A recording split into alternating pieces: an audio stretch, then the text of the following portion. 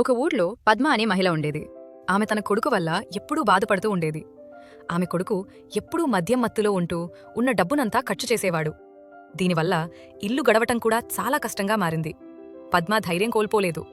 తన దగ్గర ఉన్న బంగారు గాజులను అమ్మి ఆ డబ్బుతో సంత నుండి ఒక ఆవును కొనుక్కుంది. పద్మ ఆ ఆవును తన సొంత బిడ్డలా ప్రేమగా చూసుకునేది. ఆవు పాలు అమ్ముతూ పద్మ ఇల్లు గడిచేది. ఒకరోజు పద్మ కొడుకు తమకున్న చిన్నపాటి భూమిని కూడా షావుకారు దగ్గర తాకట్టు పెట్టి ఆ డబ్బుతో మద్యం తాగుతాడు. ఈ విషయం తెలిసి పద్మ ఎంతో ఆవేదన చెందుతుంది. అప్పుడు ఒక అద్భుతం జరిగింది. పద్మ ఆశ్చర్యపోయేలా ఆవు నోటి నుండి బంగారు నాణేలు రావడం మొదలైంది.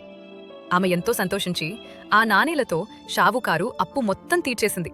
షావుకారుకు అనుమానం వచ్చి, వీళ్లకు ఇంత డబ్బు ఎక్కడ్నుండి వచ్చింది అని ఆలోచిస్తూ పద్మ ఇంటికి వెళ్తాడు.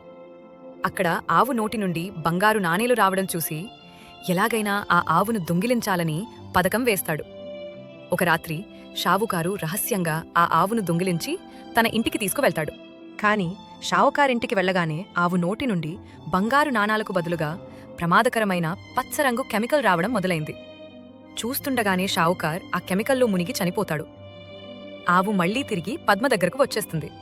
కాని కథ చివర్లో ఆవు ఎంతో బాధగా ఏడుస్తోంది. ఎందుకంటే ఇప్పటివరకు మీరు ఈ వీడియోను లైక్ మరియు ఛానల్ను సబ్స్క్రైబ్ చేయలేదు కాబట్టి.